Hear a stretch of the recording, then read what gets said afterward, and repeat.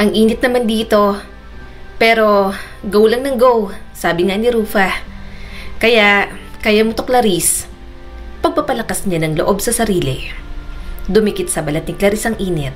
Pinunasan niya ang batok gamit ang panyo nang biglang huminto ang jeep na sinasakyan niya. Sobrang lakas ng preno at kaunti lang ang tao, kaya tumalsik siya sa unahan. Ay, tipaklong! Manong naman! Ano ba naman yan? Wala tayo sa car racing. May mga pasahero ka, oh. Lumilipad na kami rito. Baka maging si Darna pa ako rito, ah. Reklamo ni Clarice at tinulungan ang matandang nawala rin sa upuan. Napakabot naman ang driver. Pasensya na. May biglang tumawid. Pasensya na. Nagpatuloy ang biyahe. Maya-maya ay naging traffic na. Ilang sandali pa ay may tendero na lumapit sa binata at inaalok ang sampagitan nito. Medyo kinakabahan si Clarice sa araw na yon. Hindi yun basta lakad lang. Ngayong araw, pwedeng magsimula ang lahat ng ipinagdarasal niya. Pagkababa ng jeep, agad niyang tiningnan ang lokot na papel sa kamay. Mabini Street, Skolta, 3rd floor, Yasmina Agency. Ito na yata yon. Luma ang gusali. Nangangaliskis ang pintura sa mga sulok, gasgas at marumi ang salaming pinto. Pero nandun yun, eksakto sa sinabi ng kaibigan niyang si Gina. Sa loob, may pila ng mga naghihintay. May mga kabataan, may mga may edad. Lahat may hawak na folder at mga envelope.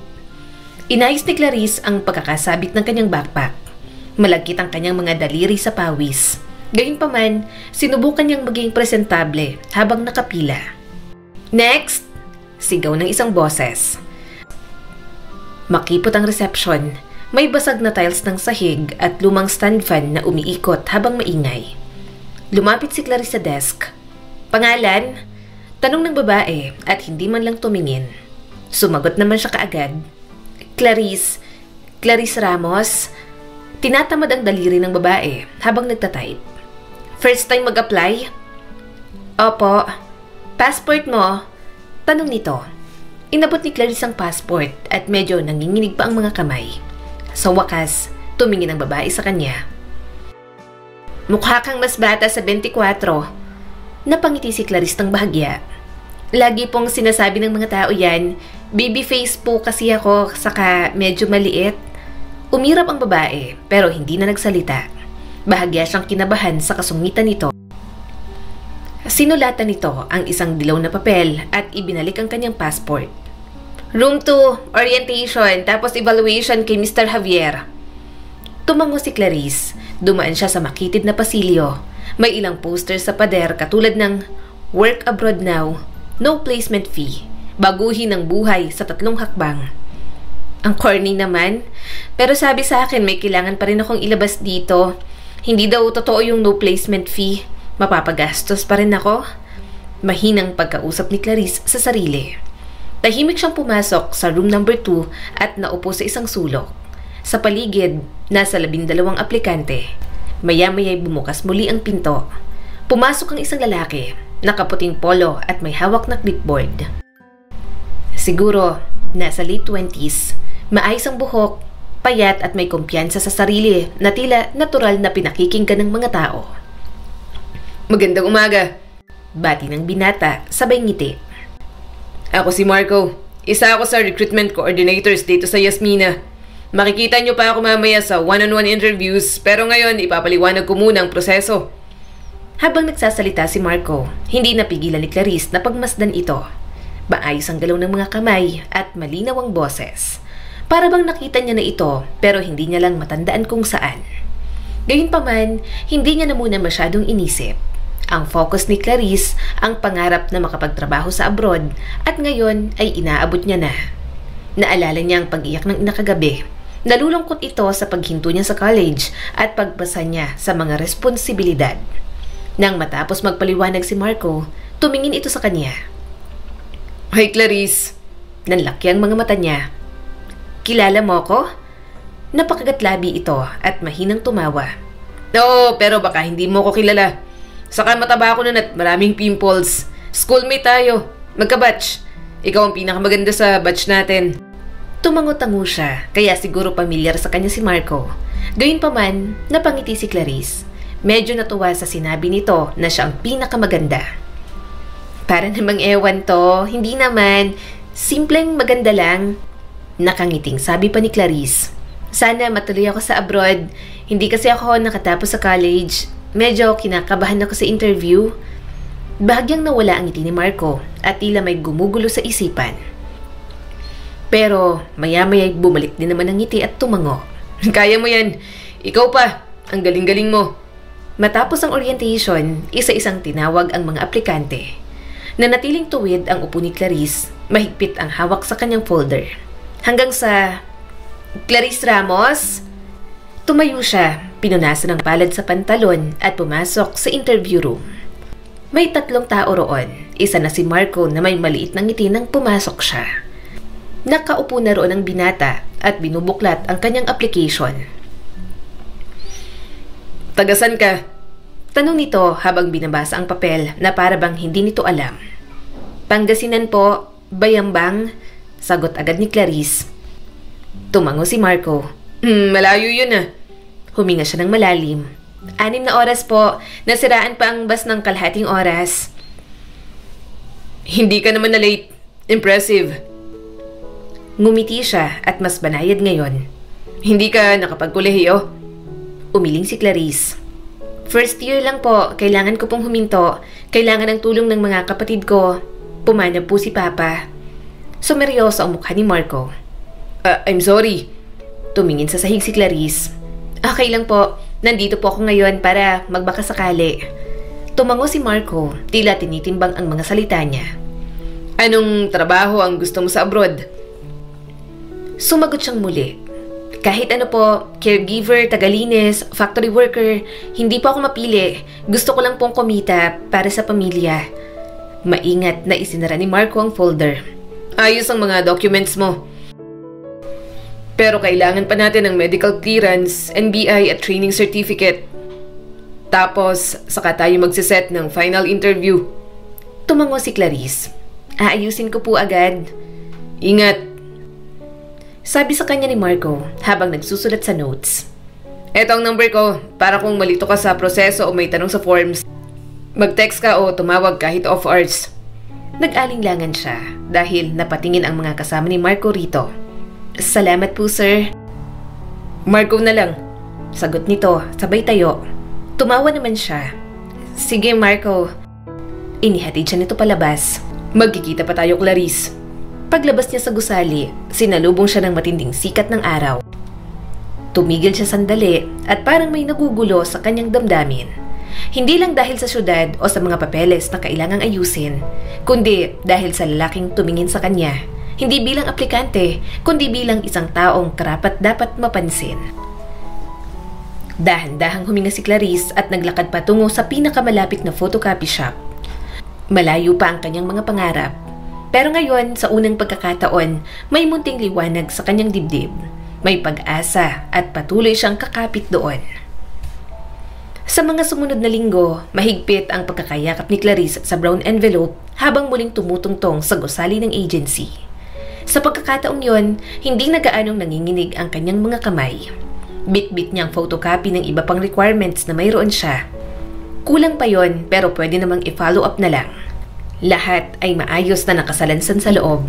Sabi ng pinsan niya, wala pa siya sa tamang panahon para sumabak sa ganong klase ng pangarap. Pero wala siyang oras para mag-aksaya, lalo na't nahuhuli na sa pag-aaral ang bunsong kapatid dahil sa pagkaantala ng bayad sa matrikula. Lumapit siya sa reception desk kung saan ibang babae na ngayon ang nakaupo. Nandito na po ako para magpasa ng dokumento. Clarice Ramos ang pangalan ko. Nakangiti niyang sabi. Mabilis na sinulya pa ng babae ang schedule, tapos itinuro ang makipot na pasilyo. Room 3, dun ka muna. Si Marco ang assigned sa'yo. Napakurap si Clarice. Si Marco? Tumago naman ito. Recruiter Marco Javier. Siya ang humahawak sa application mo ngayon. Sige, pasok ka na. Tahimik siyang naglakad sa makitid na pasilyo habang unti-unting bumibilis ang tibok ng puso niya. Nakakatawa, pero ang simpleng pagbanggit lang ng pangalan ni Marco parang nagdala ng kuryente sa kanyang buong sistema. Clarice, good morning. Bati sa kanya ni Marco. Ngumiti si Clarice. Good morning din po. Huwag ka nang magpo. Nakakatanda, para mo lang naman akong kuya. Natawa ito habang inilapag ang mga gamit. Kumusta ang bayambang? Miss mo na? Uminit ang dibdib ni Clarice. Miss ko na ang katahimikan at ang luto ni nanay, syempre. Nakaka-homesick nga. Paano na kung nasa abroad ka na talaga? Sabay tawa ni Marco. Sige nga, pakita mong dala mo. Inabot niya ang brown envelope at tahimik na pinanood habang isa-isang tinitingnan ni Marco ang laman noon. Maayos at kompleto. Mas mabilis ka pa sa karamihan. Yung iba, inaabot ng mga buwan. Gusto ko na talagang umalis. Mas maaga akong kikita, mas mabuti. Nakangiting sabi ni Clarice. Tumango ito at unti-unting lumambot ang ngiti. Gustong-gusto mo talagang mag-abroad. Nagtagal ang pagkakatinginan nila ng kaunti bago muling tumingin si Marco sa checklist. I-encode namin to tapos isasama ka na sa final orientation next week. Pagkatapos, medical at pre-departure seminar. Okay ba? Tumango naman siya kaagad.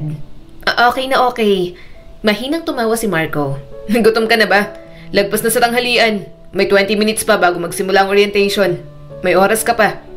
Nag-alinlangan si Clarice. May baon pa akong tinapay. Medyo nagtitipid kasi hindi ko alam kung gaano katagal ang pag-aasikaso ko. Itinuro ni Marco ang hagdan. May karinderya sa kanto. Paborito ko. Tara, libre ko na. Mura lang naman doon. Nagulat si Clarice. Nako, wag na. Nakakahiya. Nagkibit balikat ito. Bakit ka mahihiya sa akin? Halika na. Gutom na rin naman ako. Gusto ko nang may kasabay kumain. Nag-alinlangan pa rin siya pero tumayo na rin naman. Nakakahiya talaga. Pero sige, mag-lunch tayo. Kapag may pera na ako, magkita tayo tapos ikaw naman ang ililibre ko. Tinaasan siya ng kilay ni Marco pero ngumiti rin. Sabi mo yan ha. Asahan ko na makikita pa tayo ulit. Maliit pero malinis ang karinderya. May menu sa blackboard at trays ng ulam sa estante. Hindi siya masyadong mahilig sa karne kaya ginisang ampalaya at pritong tilapia ang ulam niya. Si Marco naman ay pork menudo. Kaya mong kumain ng ampalaya? Ako kahit tumanda na, hirap na hirap pa rin kumain ng ampalaya. Sabi ni Marco habang pinagmamasdan siyang kumain. Ipakain mo na sa akin lahat ng gulay, wag lang yan. Tumawa si Clarice. Pihikan ka lang kumain, ako naman hindi ako kumakain ng okra. Mahilig ako sa gulay pero okra ang pinaka-ayoko sa lahat. Muli silang natahimik para kumain. Pareho pa silang nakadalawang rice kaya pareho silang tumawa. Pareho lang pala silang gutom ng araw na yon. Napangiti siya at tumingin sa binata. Ikaw, gaano ka nakatagal dito nagtatrabaho? Mga 2 taon, mahigit. Sagot naman ni Marco habang umunguya. Pansamantala lang sana pero tumagal din. Gusto ko sana maging nurse pero mahal ang med school. Kailangan kong kumita agad. Wala naman akong pera para sa ganung pangarap. Tumango si Clarice. Ganon din ako sa college. Education ang kinuha ko kaso hindi ako natapos kasi pumanaw si Papa. Wala kaming aasahang iba kundi ako lang. Gusto kong mapatapos yung 2 kong kapatid. Hindi rin kasi kaya ni Mama. Medyo matanda na. Tumango naman si Marco at nagbahagi rin ng kwento nito. Yung kapatid kong babae, si Lily, may sakit sa kidney. Na-diagnose siya ng 3 taon nang nakalipas. 10 taon pa lang siya nun. Napatingin si Clarice, hindi inakalang magbubukas ito ng ganoon. Lumalaban pa rin siya ngayon. Patuloy ni Marco. May dialysis siya tuwing linggo. Tapos, inihintay pang operasyon. Kaya kahit anong trabaho, pinapasok ko. Napabuntong hininga si Clarice. Nakakalungkot. Pasensya na. Nagkibit balikat si Marco pero hindi umabot sa mga mata ang ngiti. Siya na lang kasi ang natitira kong pamilya. Wala na kaming mga magulang. Matatag yun. Mas matalino pa sa akin. Mahilig mag-drawing at pangarap nun maging architect. Napangiti si Clarice. Matutupad niya yon, naniniwala akong gagaling siya kasi sinusuportahan siya ng masipag niyang kuya. Tumango si Marco at may halong pagmamalaki. Siyang dahilan kung bakit gusto kong magsumikap. Parang kahit ano, kahit matihado pa ako gagawin ko para kay Lily. Naiintindihan ko ang nararamdaman mo. Ganyan din ako sa mga kapatid ko. Sagot ni Clarice. Gusto ko lang makatapos ang mga kapatid ko. Ayokong maramdaman nilang naipit sila gaya ko. Siguro, ganito talagang panganay tapos soft-hearted pa. Kahit na hindi naman natin responsibilidad, magkukusa tayong akuin kasi mahal natin sila. Nagkatinginan sila. May kung anong laman sa mga mata ni Marco. Hindi ang karaniwang pakikitungo lang ng empleyado, kundi ang pagod pero totoo na galing sa taong may sariling ipinaglalaban. Sabay silang tumingin sa ibang direksyon at kapwa tila nahiya. Pasensya ka na, wika ni Marco. Naikwento ko pa lahat.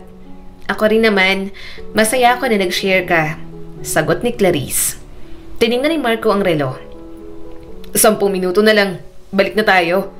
Tumango naman siya at habang magkasabay silang naglalakad pabalik, may kakaibang katahimikan na bumalot sa dibdib niya.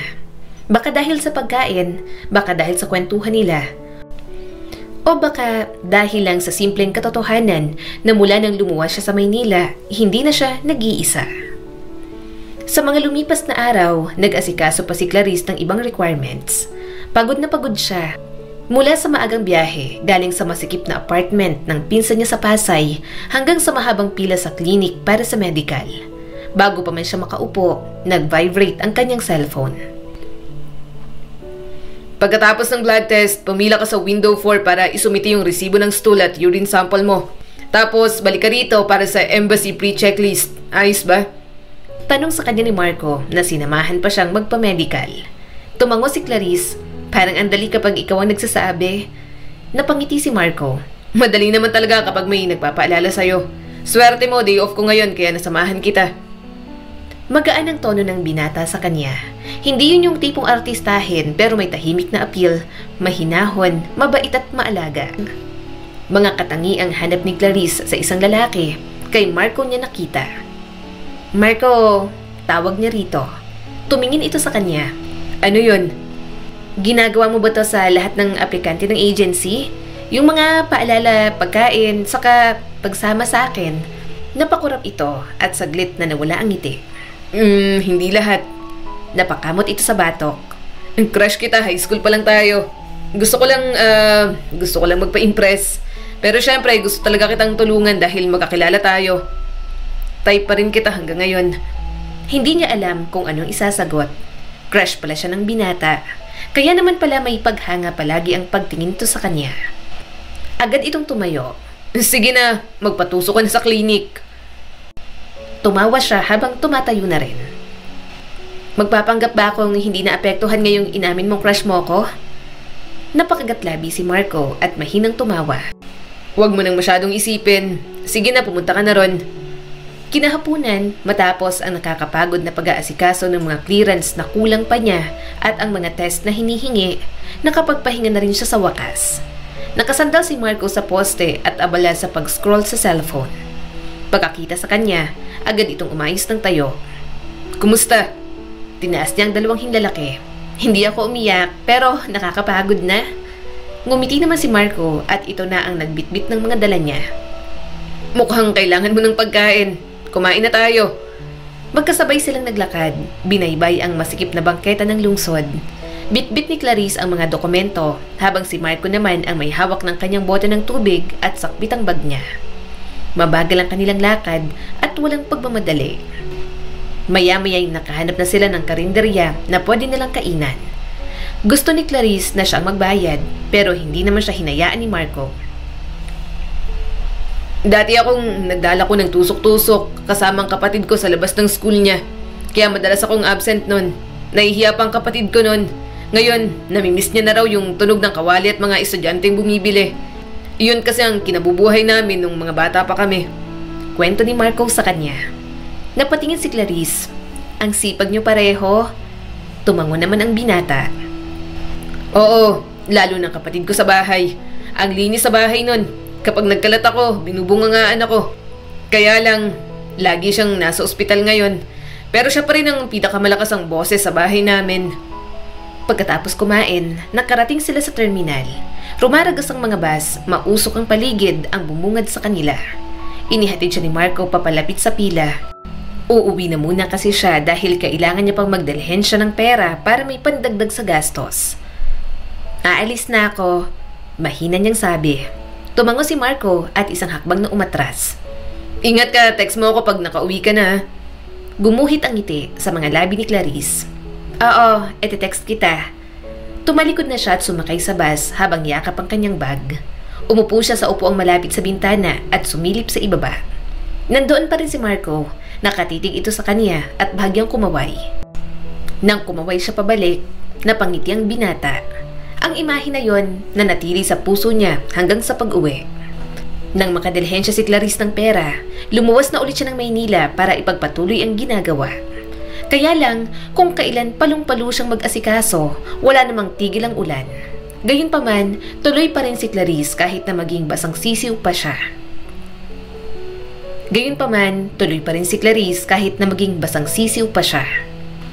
Naabutan ka ng baha, mahinang sabi ni Marco sa kanyang tabi. Upo ka muna dito, hintayin yung tumilang ulan. Uhupa rin naman yung baha kaso maya-maya pa. Hindi kasi maayos sa mga drainage system dito. Binabaha ang mga kalsada sa labas at pinapanatili ang ilang aplikante sa loob. Umuugong ang tunog sa kalangitan na parang mga tambol sa malayo. Sa loob ng waiting area ng agency, may bahid ng amoy ng papel at instant coffee. Nakaupo si Clarice doon habang yakap ang kanyang backpack. Wala siyang magawa kundi ang maghintay. Naboboring ka na ba? Tanong ni Marco habang papalapit at may dalang 2 tasa ng kape. Nakakainip, sagot ni Clarice at tinanggap ang kape na may pasasalamat sa mata. Salamat. Natigil ang buong proseso dahil sa bagyo. Mukhang matatagalan pa tayo, sabi sa kanya ni Marco at humigop sa kape nito. Napabuntong hininga siya at itinuro ang bakanting upuan sa tabi niya. Edi, upo ka na rin. Damayan mo na ako sa paghihintay. Natawa si Marco at umupo sa tabi niya. Tahimik silang tumitig sa bintana habang umiinom. Nasasanay ka ba sa ganitong ulan? Tanong ni Clarice. Muli itong napatingin sa kanya. Sa Maynila? Oo, laging traffic o baha. Minsan sabay pa. Pero at least may dahilan akong magpahinga ng kaunti. Nung una, akala ko ang pinakamasaklap sa pagtanda ay ang pagbabayad ng bills. Bulong ni Clarice habang natutulala sa ulan sa labas. Pero hindi pala. Ang pinakamabigat ay ang buhati ng kinabukasan ng iba sa balikat mo. Magaan siyang magbahagi kay Marco. Siguro dahil schoolmate naman sila noon. Pareho pa sila ng pinanggalingan kaya nakuha agad nito ang tiwala niya. Pumanaw ang nanay namin ni Lily nung 16 ako. Dugtong ni Marco. Hindi man lang namin agad nalaman na may sakit pala siya. Yung tatay naman namin matagal nang wala. Kami na lang ni Lily. Ako nang nag-alaga sa kanya. Napasinghap si Clarice. Ang bata mo pa nun? 6 pa lang si Lily. Ako pilit na lang kinakayang lahat. Ayokong tumigil sa pag-aaral pero lagi naman akong absent. Mabuti nga't nakagraduate pa. Nagkaroon ng maayos na trabaho kahit papano. Pero dati, kung ano-ano lang, dishwasher, delivery boy, construction, nasubo ko na rin ang mag-call center. Kaso, ang mga kinikita ko, laging sapat lang para mabuhay. Kaya nang magkasakit si Lily, hindi ko alam kung saan tatakbo, kung kanino hihingi ng tulong. Ayoko siyang mawala, siya na lang ang meron ako. Marahang hinawakan ni Clarice ang kamay nito. Nararamdaman niya ang bigat na nararamdaman ng binata. Tahimik silang pareho pero puno naman iyon. Puno ng pag-unawa, pagdamay at pusong dahan-dahang binubuksan sa harap ng isa't isa. Nanatiling magkadikit ang mga kamay nila, nagbibigay ng init sa isa't isa. May isang munting kapayapaan sa gitna ng buhay. Kapag tapos na to, marahang sabi ni Marco, kapag okay na si Lily at nasa abroad ka na at maayos ang kita mo, sana pareho nating makuha ang kapayapaan. Yung pangmatagalan na kapayapaan para sa ating dalawa. Tahimik na tumango si Clarice. Nanatili silang ganon sa ilalim ng mahina ng ulan. Para silang dalawang nilalang na pinagtagpo ng bigat ng buhay, tinahin ng sakripisyo at binabago ng ugnayan na mayroon sila ngayon. Lumipas ang mga linggo, tuluyan na naman siyang nakapasa. Inaasikaso na rin ang mga requirements niya papuntang Taiwan. Clarice! Tawag sa kanya ni Marco. Halika, mag-celebrate tayo. Kakain tayo. May alam akong kainan na masarap. Kwek-kwek lang. Wala na akong budget eh. Napahagik-hig si Clarice. Sige na nga. Game, gusto ko rin naman ng kwek-kwek. Tumawid sila sa kalsada. Iniiwasan ang mga baradong kanal, sabay takbo habang pinapatong ang mga bag sa ulo. Kinawayan ng tendero si Marco at nagsimulang tusukin ang mga kwek-kwek at isaw sa mga stick. Sa ilalim ng isang kupas na pulang payong, nakatayo silang kumain. Umuulan, kaya natatawa silang nagsisiksikan doon. Marco, nababasa ako. Ang likot mo. Tumawa si Marco. Hindi na nga ako gumagalaw. Kumagat si Clarice sa kwek-kwek. Kaso, mahuhulog na sa stick ang itlog. Bigla yung sinalo ni Marco gamit ang kamay. Pareho silang tumawa nang isubo nito yon. Sayang! Natatawang sabi ng binata. Kumuha ka na ulit. Bakit mo naman kasi hinuhulog? Nagpatuloy pa sila sa pagkain. Maya-may nakasilong na sila sa isang lumang mall habang umiinom ng soft drinks. Tumila ng ulan pero ayaw pa nilang umuwi. Hindi talaga pumapal yung street foods, sabi ni Clarice habang nililinis ang daliri sa suka. Alam mo, minamal ito ng marami. Sagot ni Marco habang umunguya. Pero pag wala kang pera at gutom ka sa 10 oras ng gabi, lifesaver tong kwek-kwek. Nagkatitigan sila. Wala namang musika, walang slow motion, pero may pagbabago sa pagitan nila ni Marco. Isang bagay na hindi nila binanggit pero naroon na sa kanilang mga puso. Kinagabihan sa maliit na kwarto sa bahay ng pinsan niya, nakahiga si Clarice sa banig. At nakatitig sa mabagal na ikot ng ceiling fan. Pero para ng helicopter sa sobrang ingay. Nag-vibrate ang cellphone niya. Tumatawag ang kapatid niyang si Mika. Ate, kumustang pag-apply mo? Tanong ng kanyang kapatid. Napangiti naman si Clarice. Oo, pasado, inaasikaso ng mga papeles ko. Narinig niya ang tuwa sa boses ng kanyang kapatid. Proud kami sa'yo. Ang galing mo talaga, Ate Clarice. May nahanap ka pang boyfriend dyan? Nalaki ang mga mata niya. Hoy, anong boyfriend? Hindi ko boyfriend yon. Magkaibigan lang kami. Pero inasar pa siya ng kanyang kapatid. Halata namang pinopormahan ka niya. Based sa mga kwento mo, crush ka na siguro. Paano kapag pumunta ka sa abroad? Long distance muna kayo? Ate, uy, kumekerengking na. Tinakpan ni Clarice ang mukha ng unan. Natatawa siya habang namumula ang pisngi. Tumigil ka nga. Reklamo ni Clarice pero nakangiti pa rin. Nakakahiya ka. Magkaibigan lang kami noon. Saka masaya't masarap kasama. Ate, umamin ka na. Hindi ka lang nandyan para mag-apply. Giit pa ni Mika. Nandyan ka kasi nakahanap ka na ng love life. Hindi mo siya isasama sa mga kwento mo kung hindi mo rin siya natitipuhan, Ate Clarice. Kumunot ang noo niya. Natumbok talaga ng kanyang kapatid ang mga nararamdaman niya. Hindi naman nga kasi mahirap magustuhan si Marco. Mabait ito, gwapo, matangkad, masipag, saka maalaga pagdating sa kanya. Mabait siya, banayad na sabi ni Clarice. Sobrang bait at maalalahanin din sa akin. Marunong makinig. Natawa si Mika. At gwapo. Napabuntong hininga si Clarice. Oo, gwapo. So, pakakasalan mo na ba siya? Umupo si Clarice. Hindi maalis ang ngiti, pero may halong kaba. Mika? Bakit? Nagtatanong lang ako. Sabay tawa ng malakas. Kailangan na namin ng bagong kuya bago ka umalis. Sumandal si Clarice sa pader. Dahan-dahang napalitan ng lambing ang ngiti niya.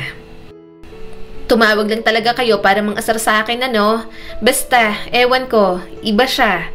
Parang gumagaan lahat kapag kasama ko si Marco. Pagkatapos ng tawag, pinatay niyang ilaw. At sa dilim, may ibinulong ang puso niya. Sinisigaw ang pangalan ng binatang nagpapasaya sa kanya. Sunod-sunod ang pagpasok ng malalakas na ulan. Mukhang hindi ka makakauwi. Mahina't mahinahon na sabi ni Marco mula sa kanyang likuran. Lumingon si Clarice habang yakap ng mahigpit ang kanyang bag. Hindi na yata talaga pwede. Hindi na nga, sagot naman ito at agad na gumalaw. Halika na, may staff room sa likod. Doon ka na lang muna maghintay. Nag-alinlangan naman si Clarice. Naabutan na naman kasi siya ng malakas na ulan sa agency at mukhang wala pang balak huminto. Baka magalit ang iba. Tanong ni Clarice. Umiling naman si Marco. Wala na sila. Umuwi na. Mga pinilit nilang umuwi kasi may inaalala sila sa bahay nila. Ako na lang. Sumunod siya kay Marco sa makitid na pasilyo, maliit ang staff room, may isang sofa, lumang electric fan at isang lamesang puno ng papeles. Inabot ni Marco ang tuwalya sa kanya. Basang-basa ka na. Pinilit mo pa kasing umuwi. Punuan talaga ang jeep kapag ganitong umuulan at uwian na. Salamat, ani Clarice at pinunasan ang braso at buhok. Nakakapit pa rin sa kanyang balat ang basang damit. Inalok siya ni Marco ng lumang hoodie mula sa drawer. Isinuot naman yun ni Clarice. Binasag ni Marco ang katahimikan. Pag ganito, parang naalala ko lahat ang hindi ko nagawa. Lumingon si Clarice. Paano? Nakatitig ito sa kawalan. Yung hindi ko agad nadala sa doktor ang kapatid ko. O sana mas nagsipag ako. O humana pa ng isa pang trabaho. At may mga araw pa na pagising ko, naiisip ko, paano kung mawala siya? Naninikip ang dibdib niya para rito. Lumalala ba siya? Tumango si Marco. Hindi na gaanong umeepekto ang gamot. Operasyon na lang talaga ang kailangan. Kaso hindi pa sapat ang pera ko. Kulang pa. Tinitigan ni Clarice ang mukha ng binata. Alam niyang mabigat ang dinadala nito. Kung may magagawa lang talaga siya para sa kapatid nito, nagawa niya na sana. Pasensya na, mahinang sabi ni Clarice. Wala akong maitulong sa'yo. Umiling si Marco. Huwag kang humingi ng tawad. May sarili kang laban sa buhay mo. Napangiti siya ng bahagya. Meron nga. Minsan pakiramdam ko, kapag nagkamali lang ako ng kaunti, babagsak na lahat. Umaas ang mga kapatid ko sa akin at hindi ko man lang natapos ang kolehiyo. Wala akong pagpipilian. Pero minsan, naisip ko kung sapat mang ginagawa ko o baka nagpapanggap lang akong matatag kapag marami akong pagkukulang. Lalo pang lumakas ang ulan. Kumidlat at kumura pa ang ilaw. Dahan-dahang inabot ni Marco ang kamay niya. Nabigla man si Clarice, hinayaan niya na lang. Wala siyang sinabi. Wala ring sinabi si Marco. Tiningnan niya ang mga kamay nila. Hinahaplos ng hindalaking daliri ni Marco ang likod ng kanyang kamay. At pagkatapos, tumingin ito sa kanyang mukha. Salamat at nandito ka. Mahinang usal ng binata. Kapag nakakausap kita, para akong nakakahinga sa lahat ng problema ko. Napakagatlabi si Clarice. Ako rin naman, Marco. Marahang yumuko si Marco para bigyan siya ng pagkakataong umatras. Pero hindi siya umiwas. Banayad lang na nagtagpo ang kanilang mga labi. Isang nanginginig at tahimik na halik na hindi pinipilit at walang pagmamadali. Napahawak siya sa pulsuhan ni Marco. Bahagyang bumigat ang kanyang paghinga. Lumalim ang halik pero saglit lang bago sila kapwa umurong. Marco, mahina niyang sabi. Tumalikod ito at kinamot ang batok. Sorry, hindi yata tama. Paalis ka na rin at ako... Hindi. Putol niya. Hinalikan din kita. Okay ka naman sa long distance relationship, 'di ba? Lumingon ito sa kanya at namungay ang mga mata. Kaya ko yon, Clarice, kaso...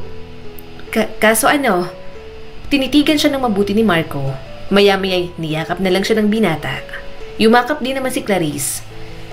Hindi ko alam kung ano to, pero totoo ang nararamdaman ko. Totoo rin ang nararamdaman ko sa'yo na nakakatakot na. Bulong ni Marco sa kanya. Pero baka hindi pa tayo handa. Marami pa tayong bagahe sa buhay. Tumangon na lang si Clarice at hindi na makapagsalita. Naiintindihan niya ang nararamdaman nito. Hindi yun pagtanggi, kundi isang paggalang sa mga bagay na mayroon sila ngayon. Kompleto ng documents ko, nakaschedule na akong umalis sa susunod na linggo. Mahina niyang sabi habang binabasa ang text message sa kanya. Matagal yung tinitigan ni Clarice. Bahagyang nanginginig ang mga kamay niya habang unti-unting bumigat ang damdamin sa kanyang dibdib. Aalis na siya. Matapos ang lahat ng pagbangon ng madaling araw, paghihintay sa mahabang pila, mga orientation, walang katapusang mga form at mga tests, sa wakas, handa na siyang tuparin ang pangarap niya sa ibang bansa. Dapat ay tuwang-tuwa si Clarice, pero ang puso niya'y naninikip. Ang wrong timing mo naman, self. Bakit ngayon ka pa na in love? Naglakad siya papunta sa agency kinahapunan sa rutang kilalang-kilala na ng kanyang mga paa. Sa loob, ngumiti ang staff at iniabot ang isang checklist. Pero iisa lang ang mukhang hinahanap niya. Si Marco po, nandyan ba siya? Tanong niya sa babae. Napatingin ito mula sa printer. Si Marco, kanina kausap siya ni Madam. Nasa likod yata, tahimik lang buong araw. Napalunok si Clarice. Pwede ko ba siyang makausap? Tumango naman ito. Oo naman, kumato ka lang, nasa record room siya. Naglakad si Clarice sa maikling pasilyo. Hindi na maalis ang kaba sa kanyang dibdib. Pagharap sa pinto, bahagya siyang natigilan bago kumatok ng 2 beses. "Tuloy!" sagot ni Marco. Binuksan niya ang pinto at nakita si Marco na nakayuko sa mga folder habang seryosong nagbabasa. Nang mapatingin ito sa kanya, tila nabigla ito. "Clarice, na-receive ko yung message kaninang umaga." Mahinahon niyang sabi. Tumango ito. "Oo, tatawagan sana kita." Sandaling katahimikan, wala nang makapagsalita sa kanila. "Gusto lang kitang makita bago ako umalis," mahina niyang sabi rito. Tumayo si Marco ng dahan-dahan. "Buti at pumunta ka." "Malaki ang naitulong mo, Marco. Hindi ko alam kung makakaya ko lahat ng to kung wala ka." Bahagya itong napangiti. "Kaya mo yan. Mas matibay ka kaysa sa iniisip mo." Lumapit siya rito. Pero salamat pa rin. Parang pinakawalan nito ang hininga na matagal na palang kinikimkim. Muli niyang niyakap ang binata. Gumanti naman ito at hinaplos pa ang kanyang buhok sabay halik sa noo. "Hindi ka pabigat, Marco." Nanginginig ang boses na sabi ni Clarice. "Isa ka sa mga dahilan kung bakit gumaan ang lahat para sa akin." Hinawakan ni Marco ang kamay niya. Dahan-dahan, marahan at hinalikan din iyon. "Hindi ko alam kung anong mangyayari pagkatapos nito. Pero gusto kong malaman mo. Mahalaga ka sa akin, Clarice." "Sorry." Mabilis ang tibok ng puso niya. "Bakit ka humihingi ng tawad sa akin?" "Kasi natatakot akong wala na akong ibang pagkakataon para sabihin sa'yo yan." Bahagyang humigpit ang hawak nito sa kanyang kamay. At bago pa siya makasagot, niyakap siyang muli ni Marco. Mas mahigpit na yon, isang yakap na punong-puno ng damdamin. Tinitigan siya nito para bang inaalala ang bawat detalye ng mukha niya. "Mag-ingat ka, Clarice." Umawang ang kanyang bibig pero walang lumabas na mga salita. Si Marco ang unang lumayo habang namumuo ang luha sa mga mata. Akala niya may iiyak siya sa tuwa sa araw na yon. Pero parang hindi lasang tagumpay ang lahat. Tanging pait ng isang pangarap na natupad, kapalit ng isang damdaming naiwan. Subalit mukhang may mas matindi pang ipadadama sa kanya si Marco, na alam niyang pagsisisihan niya ng sobra. Bumaba si Clarice mula sa jeep na may pag-asang sumisiklab sa kanyang dibdib. Ngayon ang araw na makukuha niya na ang kanyang plane ticket, ang huling hakbang bago siya makalipad. Tinahak niya ang pamilyar na daan papunta sa agency, pero pagliko niya sa kanto kung saan naroon ang gusali, napahinto siya. May isang kumpol ng mga tao roon. May umiiyak, may sumisigaw, mayroon ding mga pulis. "Clarice!" sigaw ng isang boses. Si May, kakilala niya mula sa orientation na taga Laguna. Basang-basa ng luha ang mukha nito. "Diyos ko! Clarice, narinig mo na ba? Narinig mo na?" "Ano?" Kinakabahang tanong ni Clarice. Hinawakan ni May ang braso niya habang nanginginig. "Peke ang lahat! Ang agency, lahat sila! Scam pala to! Na-raid sila kaninang umaga. Wala nang mga staff. Tinangay nilang pera natin." "Hindi." Umiling si Clarice. "Hindi pwede yon. Tingnan mo!" Itinuro ni May ang pintuan ng agency. May mga pulis na papasok at lalabas. May babaeng sumisigaw ng mga pangalan mula sa clipboard. Isang lalaki ang halos magwala sa cellphone. "Ibinigay ko ang lahat sa kanila. Isinanla ng asawa ko ang bahay namin sa probinsya para dito. Nasaan si Marco?" Kusang gumalaw ang mga binti niya at naglakad sa gitna ng kaguluhan. "Ma'am, hindi pwedeng pumasok. May investigasyon dito." Mahinahong sabi ng pulis. "Kasama ko si Marco, yung recruiter. Dapat nandito siya." Nanginginig ang boses na sabi ni Clarice. Nagkatinginan ang 2 pulis. "Walang Marco sa listahan ng mga rehistradong empleyado dito. Hindi siya parte ng official records." Ano? Gulantang niyang tanong. "Ikinalulungkot ko pero illegal ang operasyon ng agency na to. Pineki nilang mga documents. Naningil sila ng placement fees para sa trabahong hindi naman pala totoo. Bahagi sila ng trafficking ring na ilang buwan na naming tinutugis." Saad pa ng pulis. Nang hina ang mga tuhod ni Clarice. Hindi totoo yan." "Gagawin namin ang lahat para mahuli sila pero..." Huminto muna sandali ang pulis. "Marami sa kanila nakatakas na. Agad silang umalis nang maramdaman nilang malapit na kami." Hindi na narinig ni Clarice ang kasunod. Nanginginig ang kamay niya, kinuha ang cellphone at binuksan ang inbox. Nagpaulan siya ng mga mensahe kay Marco. Tinawagan niya ito pero hindi naman sumasagot. Marco, sumagot ka naman. Sabihin mong hindi to totoo. Palakas ng palakas ang ingay sa paligid. May umiiyak, nag-aaway, sinisigawan ng mga pulis. May ibang napaupo na lang sa semento. Ang iba, nakayuko, yakap-yakap ang mga dokumentong tila basag na pangarap. Hindi na napigilang umiyak ni Clarice. Katulad ng iba, biktima rin siya. Ubus na ubus ng pera niya. Wala man lang siyang natamasang kapalit sa lahat ng kanyang paghihirap. Umuwi siyang luhaan. Nalaman na rin ng mga kamag-anak niya ang nangyari. Na-comfort naman siya ng mga ito, pero parang wala yung silbi. Baon na siya sa utang. Niloko pa ng agency at na-inlove pa sa lalaking parte lang pala ng mga scam sa kanya. Baon na siya sa utang. Niloko pa ng agency at na-inlove pa sa lalaking parte lang pala ng nang-scam sa kanya. Isinara ni Clarice ang pinto ng kanyang silid. Isinandal niyang likod dito at dahan-dahang bumulusok pababa. Muling bumuhos ang mga luha niya. Walang hiya ka, Marco. Sinira mo ang pangarap ko. Ibinaon niya ang mukha sa kanyang braso at humagulhol. Nasa sahig pa rin ang kanyang backpack, ang maleta na may mga lamang damit. Bakit kasi hindi ako nag-double check? Singhal niya sa sarili. Ang mangmang ko, uto-uto ako. Masakit ang pagkakanulo, hindi lang dahil naglaho ang kanyang mga pangarap, kundi dahil may pinaniwalaan siya. May pinagkatiwalaan siya. Huwag ka talaga magpapakita sa akin, Marco. Baka kung anong magawa ko sa'yong walang hiya ka. Gigil na gigil si Clarice sa binata. Pumasok sa isip niya ang kanyang itsura, kung paano siya ngumiti habang kumakain sila. Nautulang pala siya. Mas lalo siyang umiyak nang ma-realize kung gaano siya naniwala sa binata. Binasa niyang mensahe mula kay Mika. Ate, good luck sa flight mo ah. Sinabi ko kay nanay tatawag ka mamaya. Ingat ka. Napatitig si Clarice sa screen. Hindi pa niya sinasabi. Hindi ako pwedeng umuwi ng ganito. Ang dami-dami naming utang. Nilagay ko na lahat doon. Paano na to? Sorry. Sorry, Nay. Sorry sa inyo ng mga kapatid ko. Nabigo ko kayo. Sorry, nagpaloko ako. Paano siya uuwi ng walang dala? Walang trabaho, walang dangal, walang kinabukasan. Siguradong mas lalo lang silang masasadlak sa hirap. Kailangan niyang gumawa ng paraan. Gayunpaman, alam niyang hindi hihinto ang mundo para sa kanya. Kaya hindi rin siya pwedeng huminto. Kahit na malaki ang problema ni Clarice, kailangan niya pa rin magpatuloy.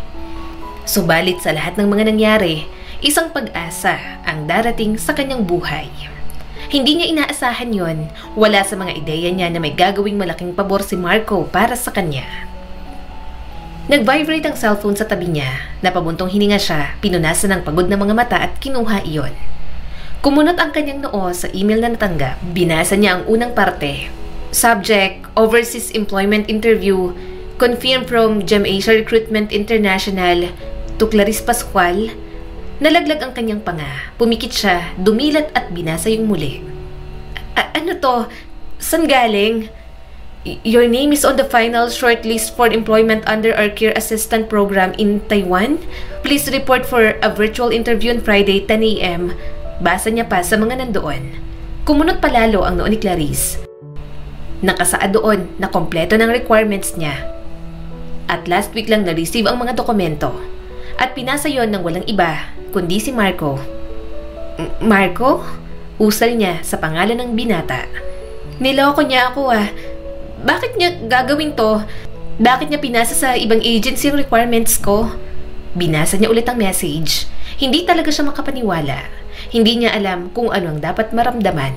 Sa pagkakataong yon, tumulo na ang mga luha ni Clarice. Nang i-check niya yon, legit na agency nga iyon. Ilang buwan ang lumipas, namalayan na lang ni Clarice na nakatayo siya sa departure gate ng airport. Kumakabog ang dibdib habang tinitingnan ang ibang pasaherong katulad niya.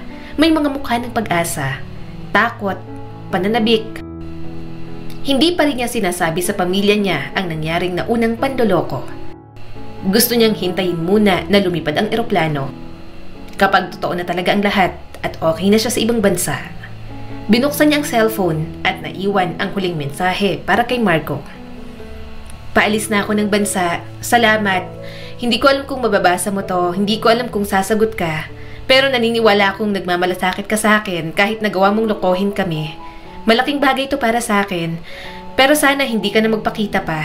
Dahil naalala ko lang ang mga panloloko mo at pagpapasakay mo sa akin sa mga salita mo. Wala siyang sagot na natanggap at wala rin naman siyang pakialam. Kung parte man o hindi ng panloloko si Marco, ayaw niya nang isipin pa. Isinuksok niya ang cellphone sa bag at naglakad na papunta sa gate. Nang makasakay sa eroplano, sunod-sunod na tumulo ang kanyang mga luha. Umiyak si Clarice para sa mga pangarap na kanyang inilibing at ngayon muling hinuhukay. Umiyak siya para sa bersyon ng sarili niyang niloko, nabasag at muling tumindig. Umiyak siya para kay Marco na minahal niya pero sinaktan lang naman siya. 2 buwan na mula nang dumating siya sa Taiwan bilang caregiver. Lumiit ang mundo niya sa ritmo ng pangangalaga kay ama. Isang matandang babaeng nangangailangan ng tulong sa lahat, mula sa pagkain, paliligo, hanggang sa simpleng paglakad sa silid. Gasgas na ang kamay ni Clarice sa sabon at kung ano-anong gawaing bahay. Masakit ang kanyang likod palagi, pero ang pinakamasakit ay ang katahimikan. Kadalasang haken ang sinasalita ni ama at pabulong kung magsalita. Kaya hirap na hirap si Clarice na maintindihan ito. Nag-aral naman siya ng lingwahe ng mga ito, pero kapag malalim na, nahihirapan siya. Lalo na nung simula hanggang nasanay na lang din talaga. Isang hapon matapos makailip ni ama, umupo si Clarice sa sahig na may tiles. Binuksan niyang cellphone at nakipag-video call sa kanyang ina at mga kapatid. "Kumusta kayo dyan?" Tanong ni Clarice sa mga ito. "Hi, Nay." Sa screen, lumitaw ang mukha ng kanyang ina. Mapungay ang mga mata at puti ng ibang hibla ng buhok na nakapusod. Sa likod, kita ni Clarice ang lumang pader ng bahay nila. "Anak, kumusta ka na dyan? Nag-almusal ka na ba?" Tanong pa nito. Napangiti si Clarice kahit namumuo ang luha sa kanyang mga mata. "Okay lang po ako. Nagpakain ako kay ama kanina. Ayaw niyang kumain ng kanin. Soup lang daw ang gusto niya." Huminga ng malalim ang kanyang ina. "Pasensya na talaga, anak. Ang layo mo sa amin. Kung may masakit sa katawan mo, mahihilot sana kita." Napangiti naman si Clarice. "Okay lang po, Nay. Kakayanin ko to. Medyo homesick pa rin kasi bago pa po." Sumilip ang ina sa likod ng bahay nila at sumigaw. "Karina! Mika! Julius! Si ate nyo! Halina kayo dito! Ka-video call ako!" Hindi niya napigilang tumawa. Ilang segundo lang, sumulpot na ang kanyang mga kapatid sa screen. "Ate, ang payat mo na! Kumakain ka ba dyan?" Tanong ni Mika.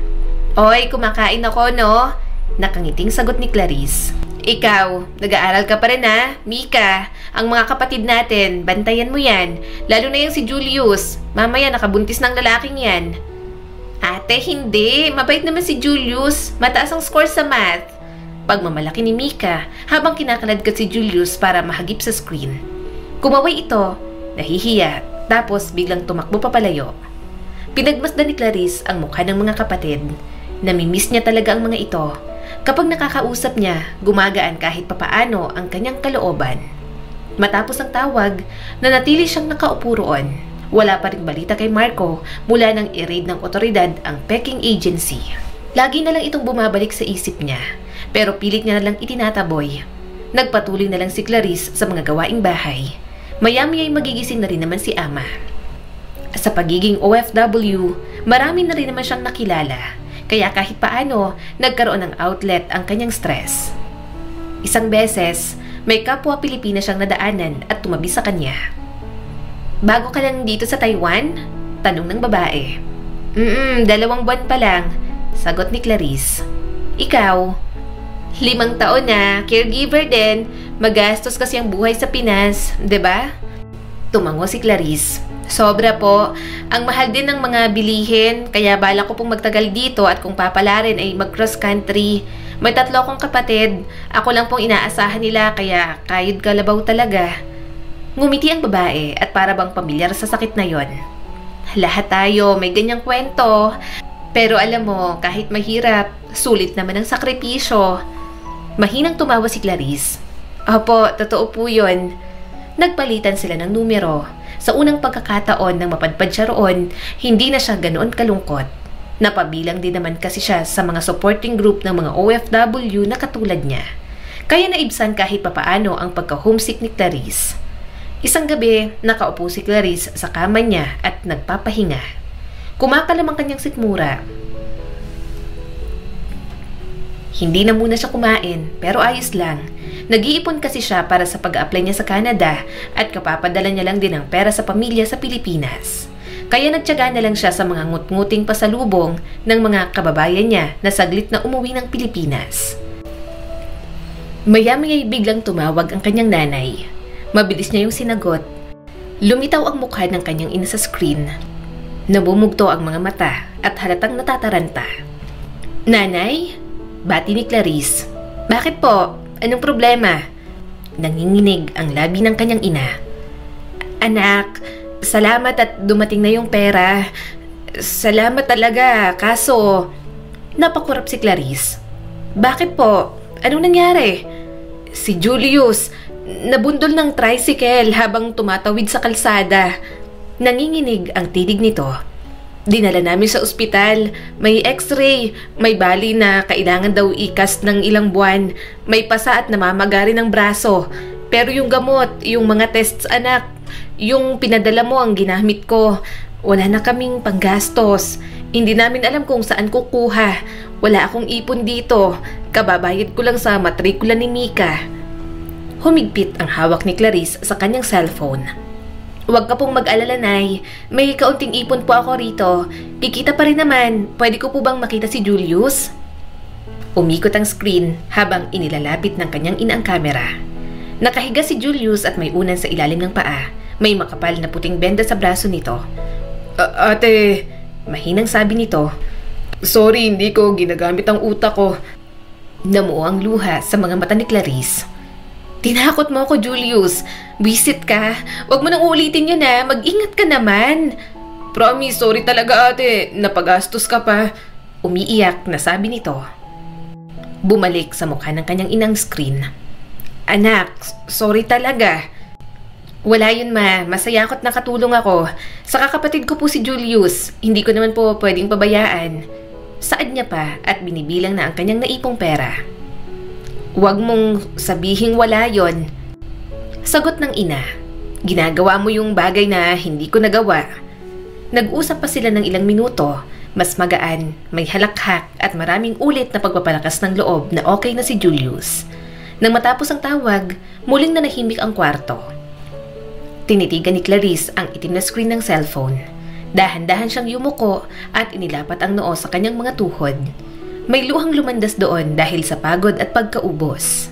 Pinunasan ni Clarice ang mga pisngi sabay bulong. At least nandito ako. At least nakaya ko. May magagawa pa ako. Hindi naman talaga yon ang buhay na gusto niya. Pero yun ang buhay na paulit-ulit na pinipili ni Clarice sa tuwing naaalala niyang mahal niya ang kanyang pamilya. Kahit nasa ibang bansa na si Clarice, parang maila pa rin talaga ang pera. Kahit anong ipon niya, wala ring saysay. Kaya naghanap siya ng diskarte. At nahanap niya yon sa pagpapodcast kapag tapos na ang kanyang trabaho. Noong nagsisimula pa lang siya, wala namang nakikinig.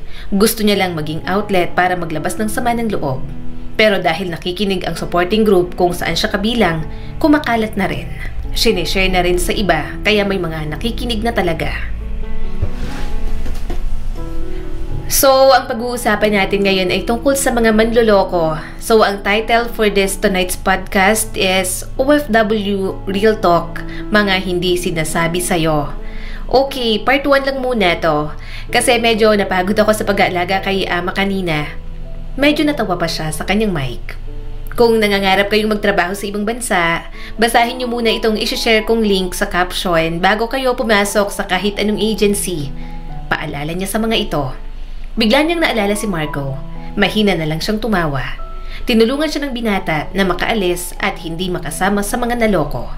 Pero ang katotohanan na may ginawa pa rin itong masama, hindi niya pa rin lubos na matanggap. Galing ako sa isang maliit na probinsya na may malalaking pangarap. Akala ko, madali lang mag-apply sa abroad. Masyado akong nagtiwala. Too good to be true naman kasi ang unang agency na pinag-applyan ko. Naniwala ako sa isang lalaking palangiti at maamo ang kilos habang inaalalayan ako sa proseso. Recruiter siya noon, tapos schoolmate ko pa. So ito namang si ate girl ninyo, nagtiwala at medyo nahulog pa ang feelings. Kaloka. Dinaan niya na lang sa tawa ang pait na nararamdaman. Saka ko lang nalaman, peke palang agency. Mga kababayan, naloka ako ng bonggang-bongga. Saka ko lang napagtanto na isa ako sa iilang mapalad na nakaalis pa rin. Marami sa mga kasabay ko, naiwan, ubos ang pera, wasak ang pangarap. May nangutang pa sa 5-6, may nagbenta ng lupa, may iba hindi na nakabangon. Hindi ko to sinasabi para manakot, sinasabi ko to para naman maging aware kayo. Kasi mga kababayan, kahit pangit, nagloloko na. Pinindot niya ang laughing background music niya.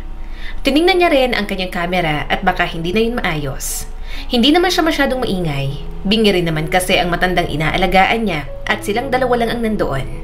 Saka mabait naman ang anak ng kanyang amo na nagpapasahod sa kanya. Pinayagan siyang gumawa ng mga ganong content. Muli siyang nagpatuloy sa pagsasalita. But anyway, let's go back to the topic. Magtanong kayo. I-research nyo ang pangalan ng agency kung legit ba. Makinig kayo sa akin dahil mula ito sa mga totoo kong experience at aanga-angang probinsyana na basta nalang nag-apply ng walang background check. Huwag ka agad magbayad ng buo if merong placement fee. Pakinggan yung pakiramdam nyo. Kapag may mali, huwag niyong isawalang bahala. May mga totoong oportunidad, pero may mga tao sinasamantalang kagipitan natin. Ini-upload ni Clarice ang kanyang podcast. Umupo siya at huminga ng malalim. Ilang minuto lang ang lumipas, may nakita siyang comment doon. Natawa pa siya sa mga username ng kanyang listeners. From Jessa sa balat ng lupa. Salamat sa pagbabahagi. Biktima rin ng pinsan ko. From asawa ni Jungkook. Sana nabasa ko to nun, nawalan ako ng 80,000.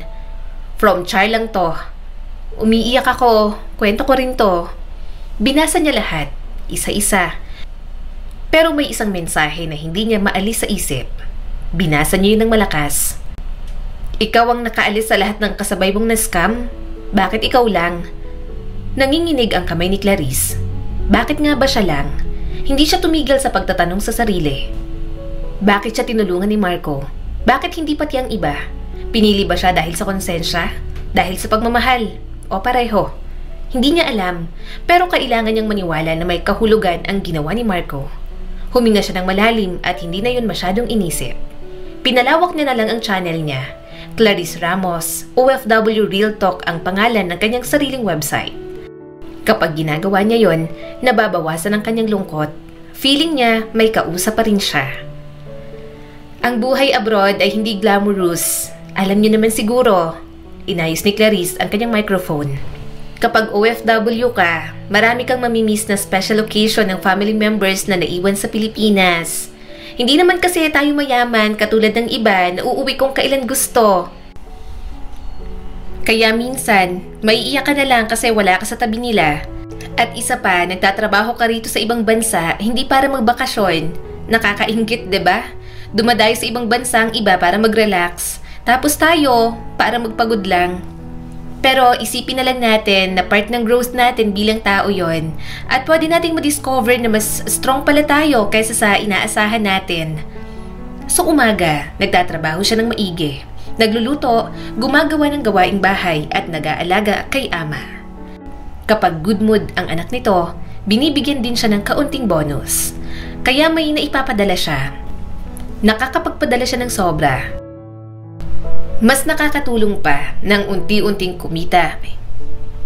Mas nakatulong pa nang nagsimulang kumita ng paunti-unti ang kanyang podcast na umabot din ng ilang taon. Para sa mga naiwan, ang today's podcast natin ngayon. May mga nakakwentuhan kasi akong kababayan kanina. Ang daming pinagdadaanan kaya parang napifeel ko yung sakit na nararamdaman nila. Huminga ng malalim si Clarice at inayos ang kanyang sound system. Utang na labas naman, mga kababayan. Huwag nyo kaming sabihing swerte dahil nasa abroad kami. Hindi nyo nakikita ang lungkot.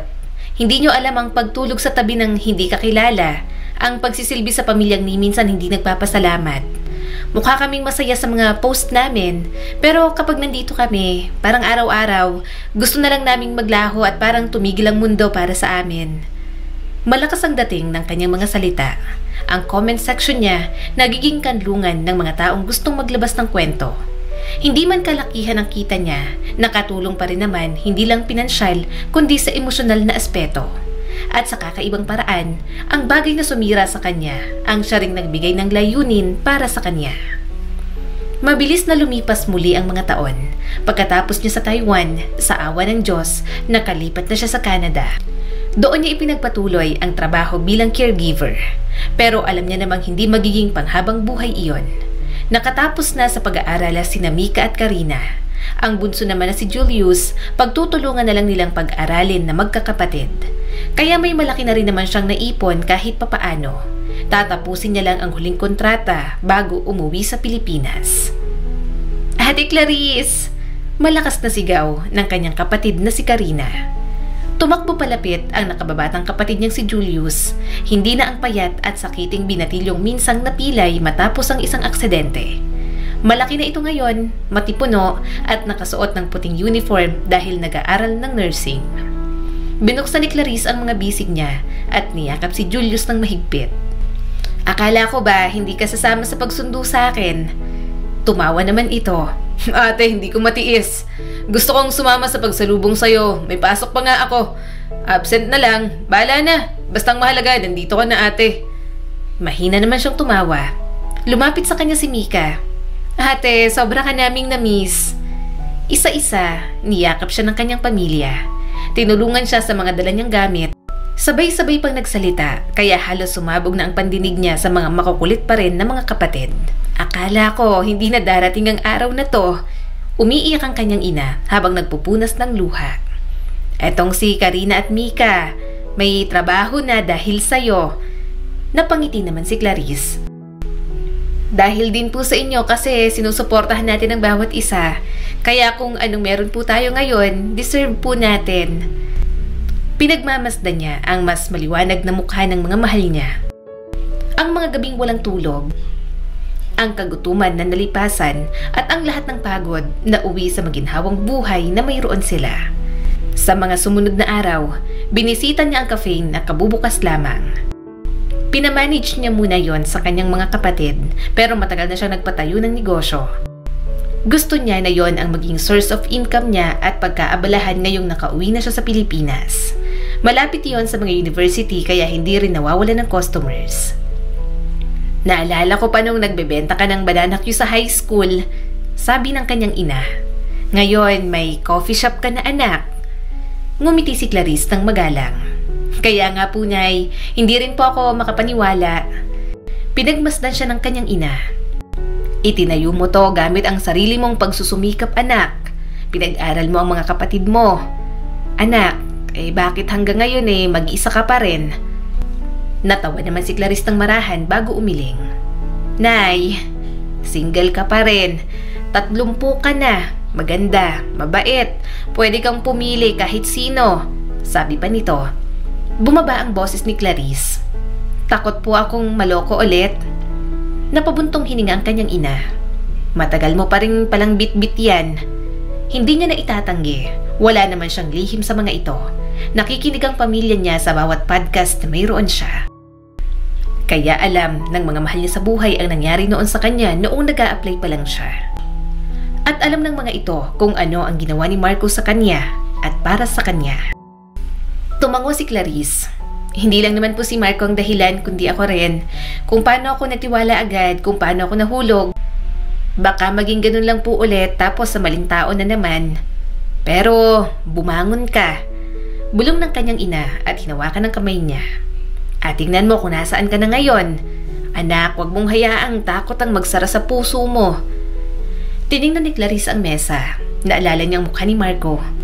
Dumaan na naman sa isipan niya ang halik na kanilang pinagsaluhan. Nandoon pa rin ang sakit na naiwan kahit ayaw niya ng pangalanan. Hindi ko na po alam kung nasaan siya ngayon, bulong ni Clarice. O kung siya pa rin yung dating Marco.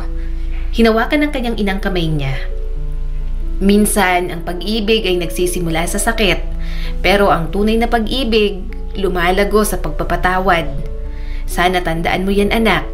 Hangad ko na makita kang mag-asawa. Magkaroon ng mga anak, magkaroon ng sariling pamilya kasi alam kong gusto mo yon. Kalimutan mo ng galit mo at patawarin na lang siya para makamove on ka na. Kalimutan mo ng ginawa sa'yo ni Marco at buksan ang puso mo sa ibang tao. Hindi agad sumagot si Clarice. Tumingin siya sa labas ng bintana ng cafe. Baka nga panahon na para mag-move on siya. Baka dapat hayaan niya na lang na hindi masagot ang maraming tanong sa kanyang isipan. At magsimula ng buhay kasama ang tao na posibleng mamahalin niya. Subalit paano siya magsisimulang muli kung mas lalo lang siyang lulubog sa pagbabalik ng isang tao mula sa nakaraan? Isang araw, napagod si Clarice sa pamimili ng mga kailangan niya sa cafe. Parang may nagwawala ng dragon sa sikmura niya sa sobrang gutom. Kaya nang may nadaanan siyang medyo malaking eatery, doon siya nagdesisyong kumain. Malinis at mukhang restaurant na rin naman, pero mga lutong ulam ang nandoon na karinderya style. Bahagya siyang napanguso nang maalala niya ang mga date nila ni Marco sa karinderya. Bakit ko ba naalalang mo akong na yon? Umupo siya sa tabi ng binata at binuksan ang kanyang cellphone. Isang waiter ang lumapit na may hawak na papel at ballpen. Magandang hapon po, ma'am. Ano pong order nyo? Tumango si Clarice nang wala sa sarili. Saka siya tumingin sa mukha ng waiter. Parang biglang tumigil ang oras. Marco? Gulat niyang tanong. Nanlaki din ang mga mata ng binata. Clarice? Iba ng itsura nito. Mas payat at parang mas tumanda. Ang dating maayos na buhok ay magulo na. Nabitiwan pa ang ballpen dahil sa labis na gulat. Clarice! Bulong ni Marco na parang dasal na inuulit-ulit sa katahimikan. Napakurap si Clarice. Ikaw? Nandito ka pala? Umatras si Marco ng isang hakbang at bahagyang namutla. Hindi ko alam na bumalik ka na. Hindi ko akalain na magkikita pa tayo. Tinitigan ni Clarice si Marco. Parang may tumatambol sa dibdib ni Clarice. Sobrang pagkailang ang nararamdaman niya. Gusto mo bang umalis ako? Tanong ni Marco habang nanginginig ang boses. Papalitan ko yung kukuha ng order mo. Huwag na. Mabilis ang sagot niya. Wag, okay lang kahit ikaw ang kumuha ng order ko. Napalunok si Marco at tumango. Nanatili itong nakatayo sa tabi ng mesa. Tumikhim si Clarice at pinilit ang sariling mag-focus sa pagpili ng pagkaing gusto niya. Isang sinigang na bangus, laing, ampalaya saka pritong salmon, 2 cup of rice saka isang halo-halo. Imporma niya kay Marco. Sandali pang natulala si Marco bago isulat ang mga order niya. Yun lang po. Drinks, ma'am. Tubig lang. Sagot niya at agad na umiwas ng tingin. Maya-maya ay nakaalis na rin naman si Marco. Doon siya bahagyang nakahinga ng maluwag. Hindi inaasahan ang pagkikitang yon. Naguguluhan si Clarice, kinakabahan at hindi alam ang gagawin. Maya-maya ay dumating na ang kanyang mga order. Ito rin ang naghatid ng mga pagkain niya. Napansin niya pang nanginginig ang mga kamay ni Marco. Marahil ay kinakabahan sa kanyang binata. Aalis na sana si Marco dala ang tray pero muli itong bumalik. Nanlaki ang mga mata ni Clarice nang tumigil ito sa tabi ng kanyang lamesa. Malapit nang matapos ang shift ko. 30 minutes na lang. Napakagatlabi si Marco at umiwas ng tingin pagkatapos siyang titigan ng matagal. Pwede ba tayong mag-usap? Pinilit ni Clarice na maging seryoso at kaskwal kahit na may nagwawala na sa kanyang kalooban. Anong pag-uusapan natin? Tungkol sa mga nangyari. Pakiramdam ko marami akong utang na paliwanag sa'yo. Please. Bahagya siyang napairap at tiningnan na lang ang pagkain niya. Mabuti alam mo. Sige, magtrabaho ka na. Kakain na ako rito. Mag-usap na lang tayo sa labas mamaya. Habang kumakain si Clarice, ang mangyayaring pag-uusap nila ng binata ang kanyang nasa isipan. Kahit siya ay nanginginig na rin sa sobrang kaba, parang hindi pa yata siya matutunawan. Nang matapos, lumabas na rin naman siya. Maalinsangan ng gabi sa labas ng restaurant. At nanunuot sa hangin ang amoy ng inihaw na karne mula sa kanto. Isa-isang nagliwanag ang mga ilaw sa poste. Nakapamewang si Clarice sa gilid ng kalsada, pilit pinapakalma ang kanyang paghinga. Muling tumunog ang chimes at lumabas si Marco dala ang luma nitong backpack. Mas payat talaga ito kaysa sa alaala ni Clarice, hindi lang sa katawan kundi parang sa kaluluwa. Parang isang taong nilamon ng malalaking alon ng dagat at sakalang iniluwas sa dalampasigan nang wala ng pakinabang. Dahan-dahan itong lumapit na parang bawat hakbang ay pwedeng makasira sa huling natitirang piraso sa pagitan nila. Pwede ba tayong mag-usap? Mahina nitong tanong. Hindi tiningnan ni Clarice si Marco. Nag-uusap na nga tayo, pinaghihintay mo pa ako. Sorry. Kinamot nito ang batok at halatang napahiya. Oo nga naman, hindi ko lang inakalang mangyayari pa to. Inaasahan ko na hindi na kita makikita at hindi mo na ako pauunlakan na kausapin ka ng ganito. Sa wakas, humarap si Clarice sa binata. Ako rin, halos isinumpa na nga kita sa buhay ko eh. Although natulungan mo ako, mali pa rin ang ginawa mo at ginawa mo akong utu-uto. Manloloko ka pa rin. Ni hindi ko nga alam kung lahat ng sinabi mo sa akin ay totoo o gawa-gawa mo lang para makuha ang loob ko. Bahagyang napayuko si Marco. Bakas ang sakit sa mga mata nito. Umiwas siya ng tingin dahil hindi niya kinakaya ang mga emosyong nakikita niya rito. Sandaling katahimikan ang bumalot sa kanila. Umalingaw-ngaw ang mga tawa mula sa loob ng restaurant. Kasabay ng mga dumaraang jeep na may malalakas na tugtog. Iba ka na. Mahinang sabi ni Clarice. Parang mas tumanda ka na. Stress ka ba? Ikaw, babyface pa rin. Parang hindi lumipas ang panahon sa'yo. Napairap naman si Clarice. Pero ang lakas ng tibok ng kanyang puso sa papuring iyon. Mukhang maluloko na naman yata siya ni Marco. Walang galit sa tinig ni Clarice. Pero wala na ring lambing. Huminga ng malalim si Marco. Pagkatapos ng raid, nahuli ako. Ako at 3 pang kasama namin. Yung mga head ng agency tumakas palabas ng bansa. Ginamit nila kaming maliliit na tauhan bilang panakipbutas. Nabilanggo ako ng 1 taon. Tapos inalok ako ng kasunduan. Kung magtetestigo ako laban sa mga nagtatago pa, babawasan ang sentensya ko. Napakagatlabi si Clarice. Tinanggap mo ba? Tumango naman ito. Kailangan kong makalaya para kay Lily. Sinabi kong lahat ng alam ko. Kaunti lang naman. Hindi naman kasi ako nasa taas. Hindi nga ako tunay na recruiter. Kinuha lang nila ako kasi magaling ako magsalita. Nahikayat ako kasi mabilis ang pera. Maraming pangako. Desperado na kasi akong maisalbang kapatid ko. Pinagmasdan ni Clarice si Marco. Pilit hinahanapan ng koneksyon ang lalaking kaharap niya sa lalaking minahal niya noon. Hindi ko intensyon na makapanakit. Namamaos ang boses na sabi ni Marco. Kailangan ko lang talaga ng malaking pera para sa kapatid ko. Pero kahit hindi ko intensyon, nasaktan kong marami. Araw-araw dala-dala ng konsensya ko yun. Minsan hinihiling ko pa sa Diyos na sana mayaman ako o anak ng bilyonaryo para makabawi sa lahat ng taong nadihado ng agency. Tila may kirot na dumaan sa kanyang puso. Nahimigan niyang pagsisisi sa boses ni Marco. Gayunpaman, alam niyang tila wala rin itong nagawa. Tumingin siya sa mga mata nito at nakita ni Clarice ang pagsisisi. Hindi ang klaseng naghihintay ng kapatawaran. Isa ka sa iilan na gusto kong protektahan, mahinahong sabi ni Marco. Kahit hindi ko naprotektahan ng iba. Parang may napunit sa dibdib ni Clarice. Tinalikuran niya si Marco at pilit na pinipigilan ng luha. Isinumiti mo ang mga papeles ko. Dahan-dahan niyang sabi. Bago pa man ang raid, tumango si Marco. Alam kong babagsak na. Wala nang tumatawag, wala nang pera. Palis ng mga tao. Kaya ng gabing yun, nagpaiwan ako. Kinuha ko ang mga dokumento mo at dinala sa isang kaibigan sa lehitimong agency. May utang siya sa akin kaya napagbigyan niya ako. Bakit ako? Bakit hindi ang iba?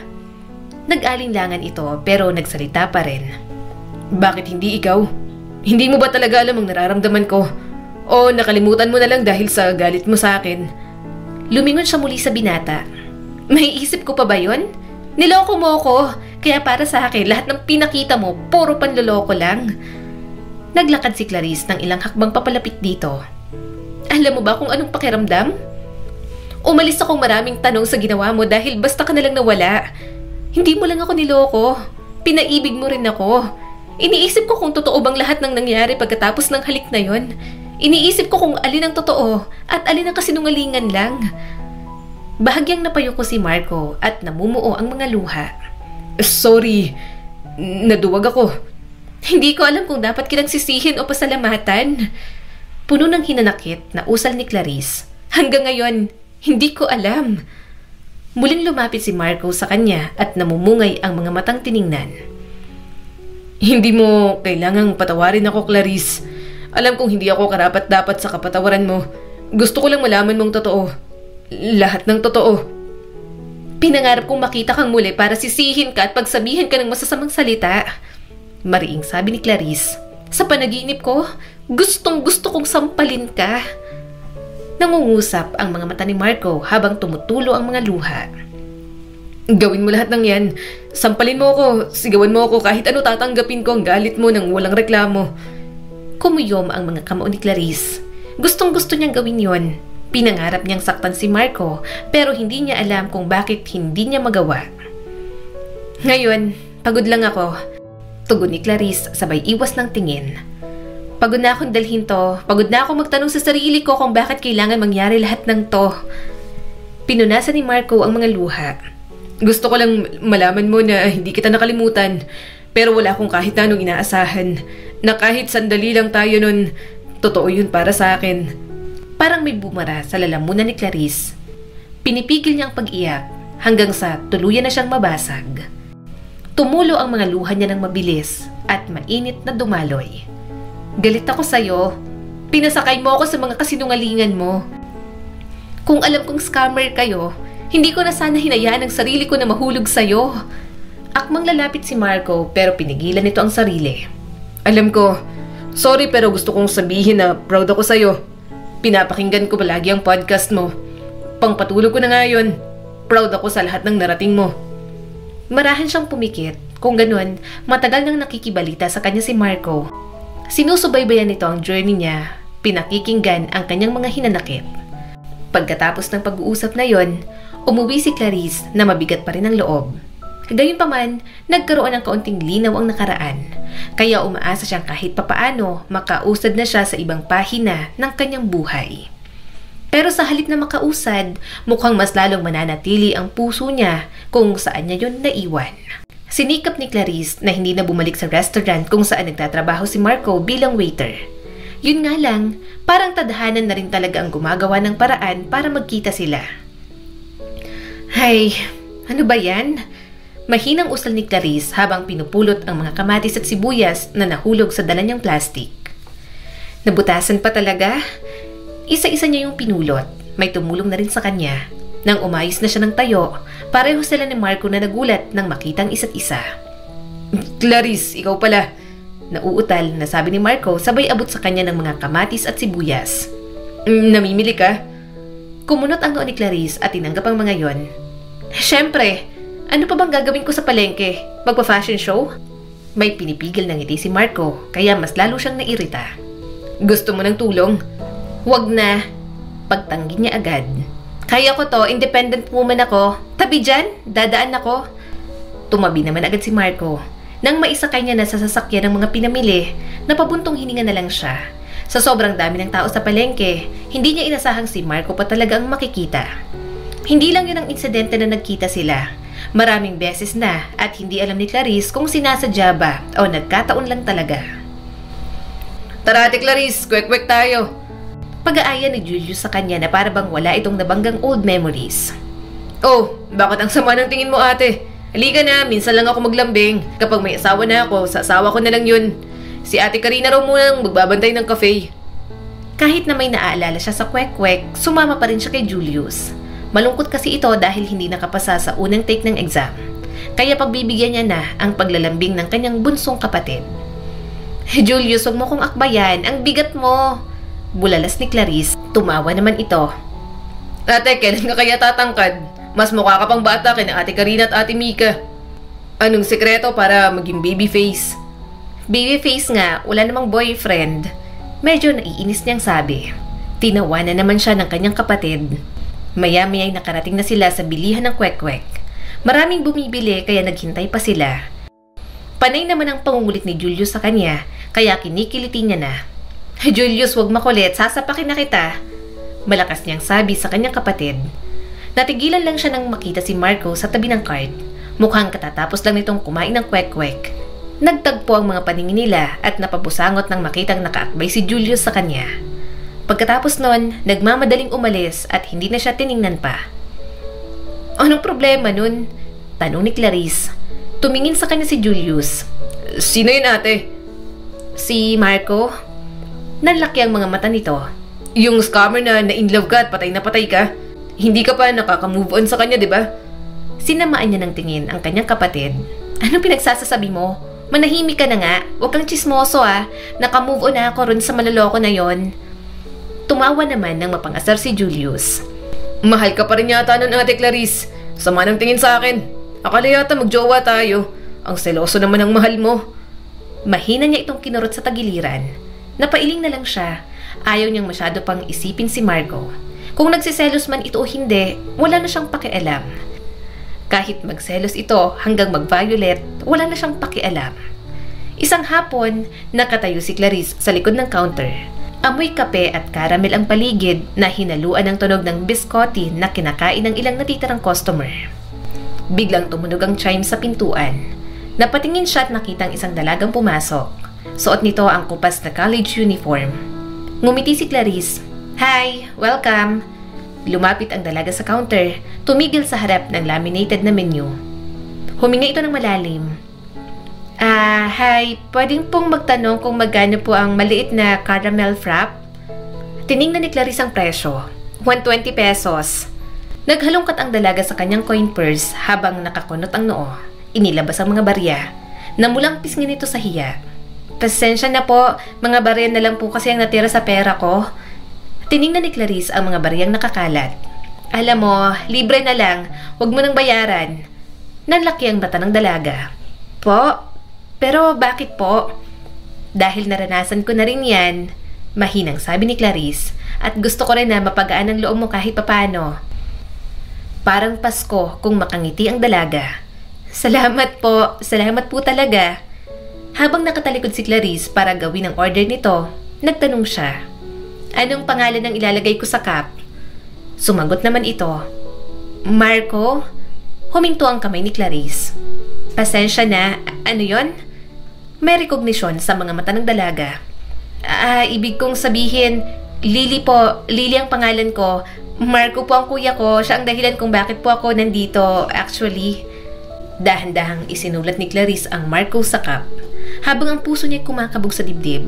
Kung ganon, kapatid ni Marco ang nasa harap niya.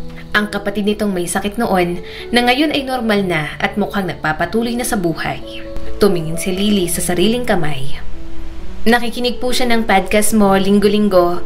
Kahit kunwari hindi po siya naghihintay ng bagong episode, pero alam ko pong palagi siyang nakaabang.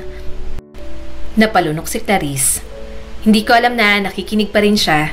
Minsan na lang ako mag-upload. Hanggang ngayon, palagay ko po kahit mga luma pinapakinggan niya po ulit. Parang nagiging music na po ng kuya ko. Mahinang sabi ni Lily. Inabot ni Clarice ang frap. Tinanggap yun ni Lily gamit ang dalawang kamay. Matamis itong napangiti sa kanya. Hindi niya po alam na pumunta ako dito. Magagalit po siya siguro. Gusto niya po kasing irespeto ang space mo po. Na mas mabuting di na kayo muling mag-usap kasi ramdam niya po na ayaw mo. Nanatiling tahimik si Clarice. Bahagya siyang nakasandal sa counter. Hindi alam kung saan patutungo ang usapan.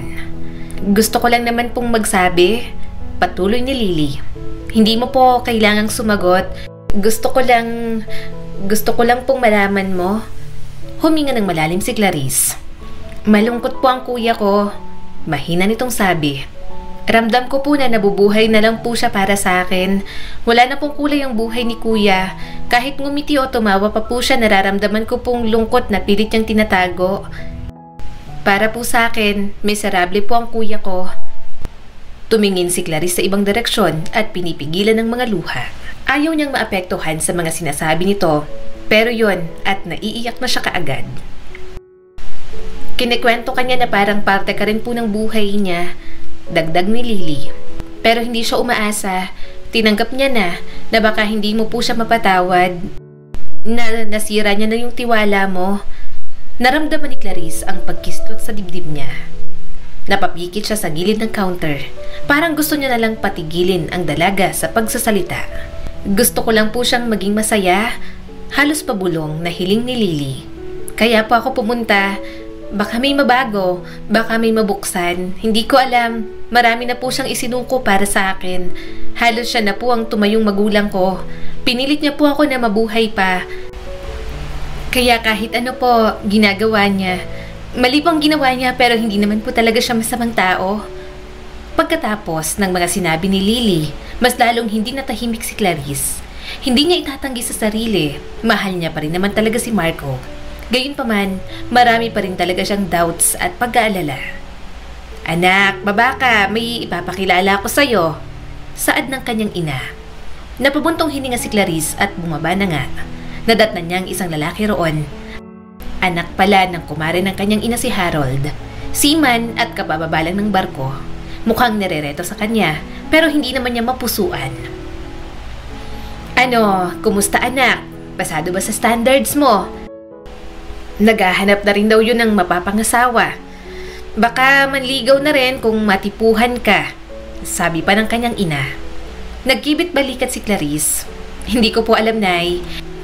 Hindi ko pa naman po siya gaanong kilala kaya ayoko pong magbigay ng opinyon. Saka kung mag-aasawa po ako, gusto ko na kilalang kilala ko muna. Saka mahal talaga. Ayoko pong maging dahilan sa pag-aasawa yung basta-basta lang kasi parang hinahabol na ng kalendaryo ang edad. Hindi na siya pinilit ng kanyang ina. Yun naman kasi talagang nararamdaman niya kaya magiging totoo siya. Ayaw niyang magpakasal dahil yon ang mas madali at yun ang mas convenient. Kung mag-aasawa siya, maghahanap pa rin siya ng totoong ugnayan, umusbong na pagmamahal at mga damdamin na hindi niya naranasan noon. Dahil hindi na talaga matahimik, pumunta na si Clarice sa restaurant kung saan nagtatrabaho si Marco. Kumain ulit siya ron, kaya gulat na gulat ang binata, pero halata naman ang saya sa mukha. Hindi mo kasamang boyfriend mo? Tanong pa ni Marco pagkatapos kunin ang kanyang order. Kumunot naman ang noo ni Clarice. Sino namang boyfriend ko? Mukha bang meron? Sa ganda mong yan, imposibleng wala. Umiwas ng tingin si Marco sa kanya. Yung kasama mo yung nakaraan, ang sweet nyo pa nga. Bahagya siyang napairap. Bumabaon ng selos sa mukha ni Marco. Gusto niya nalang matawa. Ang bata-bata pa nun. Ano ako, sugar mommy? At hindi ko boyfriend yon. Bunso kong kapatid, si Julius. Imporma niya sa maling akala nito. Umaliwalas naman agad ang mukha ni Marco. Talaga? Ibig sabihin, wala ka pang boyfriend? Wala. Sabi niya pa. Pero bakit ba itong pinag-uusapan natin? Nandito ako para kausapin ka pagkatapos ng shift mo. Pumunta sa akin ang kapatid mo, kinausap ako at mukhang marami tayong dapat pag-usapan. Gusto ko rin makilala ng mas maayos si Lily. Napasinghap si Marco at bakas ang gulat sa mukha nito. Gayunpaman, tumango na lang ito at bumalik sa trabaho. Kumain na lang din siya at hinintay si Marco na matapos ang duty. Matapos ang shift, nag-usap na nga sila sa labas. Tahimik lang si Marco at namumungay ang mga mata habang nakatitig sa kanya. Hinihintay lang nito na magsalita siya at parang hindi pa nga makapaniwala na nasa harap siya nito. Matatanda na sila.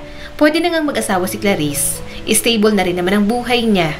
Pero si Marco, halatang hindi pa. Halatang hirap na hirap makaahon mula sa kasalanang ginawa noon. Gayunpaman, ayaw niya nang magpaligoy-ligoy. Matagal niya nang pinag-isipan yon. Kung si Marco pa rin ang nasa puso niya sa kabila ng lahat ng nangyari, bakit niya pahihirapan ang kanyang sarili? Kapag nasaktan, hahayaan niya na lang. Bahala na. Isang tanong, isang sagot nga. Pinamiwangan niya si Marco. Mahal mo pa ba ako o hindi? Nanlaki ang mga mata nito. Umawang ang bibig at halata ang kaba sa mukha. Ang bilis ng mga pangyayari na nahulog sila sa isa't isa. Ngayong matanda na sila, bakit parang doon pa sila nagbabagal ni Marco? Sagot! Tanong pa ni Clarice. Sumagot naman agad ito. Mahal, syempre, mahal na mahal. Hindi na siya nakapagsalita. Yun lang, para na siyang mauubusan ng hininga. Doon niya napatunayan na mahal niya pa rin talaga si Marco. Pero hanggang doon lang, 'di ba? Hindi mo na ako kayang mahalin pabalik. Bumaha ang sakit sa mga mata ni Marco. Hindi na rin pwede. Bukod sa mga ginawa ko noon, wala na rin naman ako may pagmamalaki sa'yo. Ang layo na nang naabot mo. Hindi na kita mapapantayan. Kaya tinigil ko na rin ang pangarap sa'yo, Clarice. Nagpakawala ng malalim na hininga si Clarice. Parang ang hirap paniwalaan pero nasa harap niya na si Marco na nagsasabing mahal na mahal pa rin siya. Parang ang hirap maniwala pero natutuwa naman ang kanyang puso sa mga naririnig. Pumunta sa akin ng kapatid mo, sinabi niya sa akin ang mga sakripisyo mo sa kanya na nalulungkot ka dahil sa nangyari noon at miserable pa rin hanggang ngayon. Mahina niyang usal dito. Napakagatlabi si Marco, halatang nahihiya sa ginawa ng kapatid nito. Pasensya ka na, hindi ko alam na kinausap ka ng kapatid ko. Gusto kong makilala ang kapatid mo, sabi ni Clarice rito. At mag-date na din tayo. Gusto pa kitang makilala ngayon. Umawang ang bibig ni Marco. Ha? Date nga, bigyan natin ng chance ang isa't isa. Wala akong pakialam kung wala kang may pagmamalaki.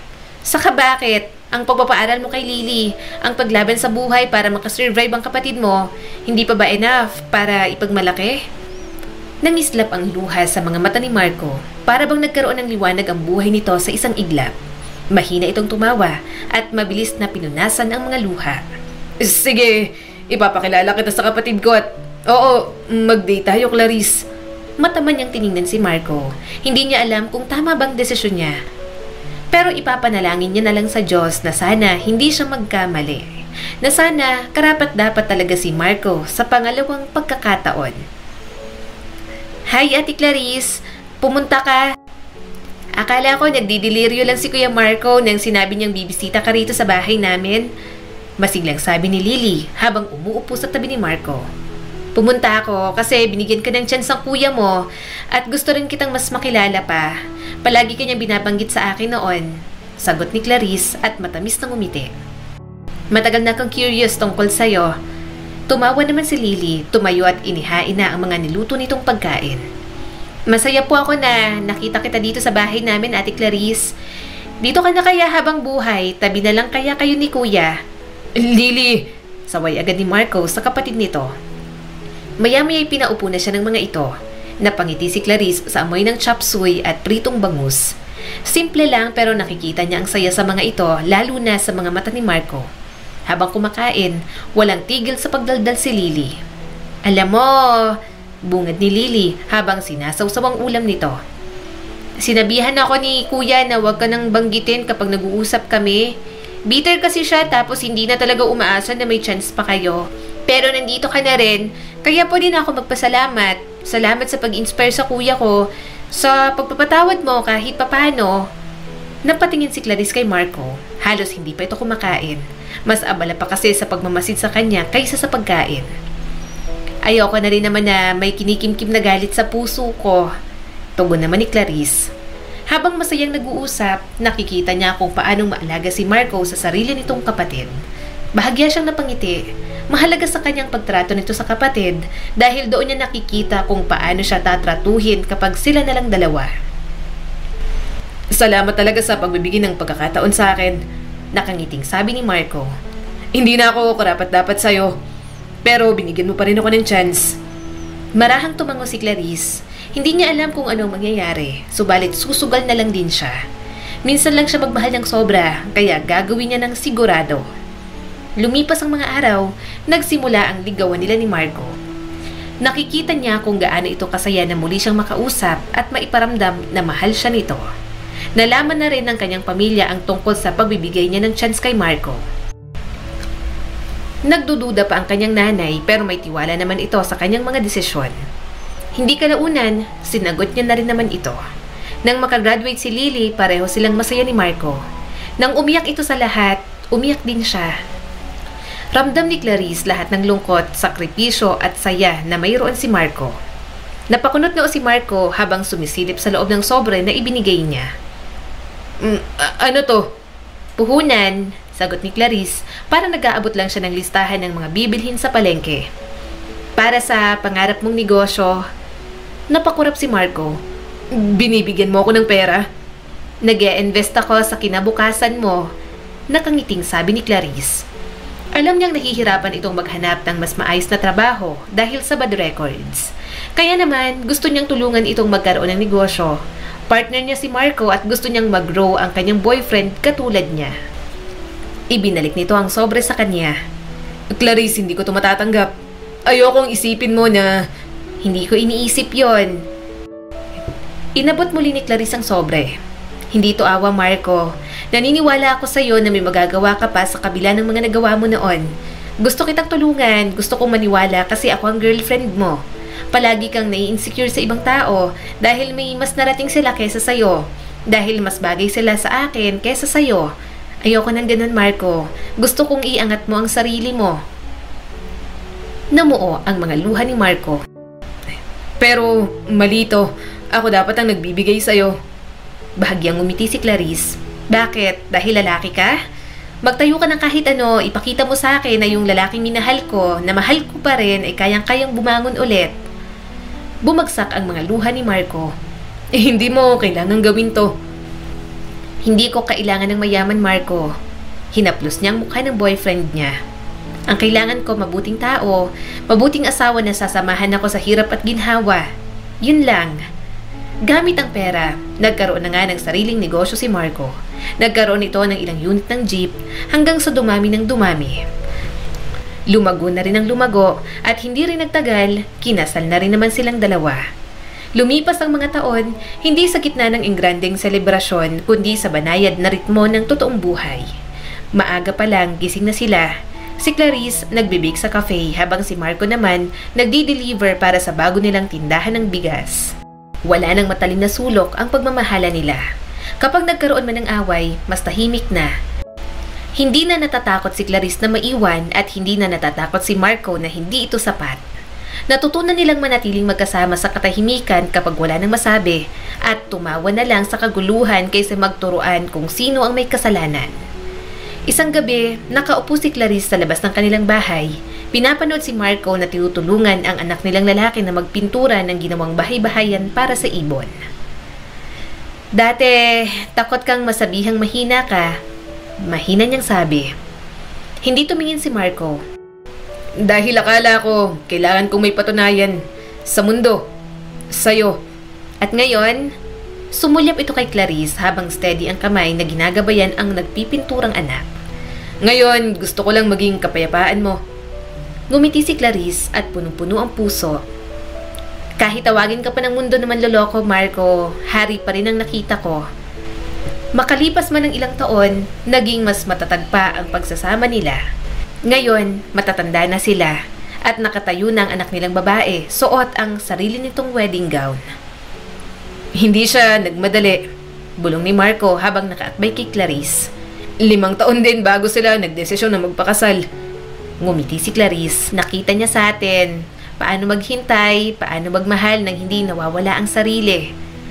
At nang dumating ang gabi, nang wala na ang mga bisita at tahimik ng musika, magkatabi silang nakaupo ni Marco sa balkonahe. May halong uban ang tarintas ni Clarice at ang mga kulubot sa pisngi niya ay pawang bakas ng ngiti.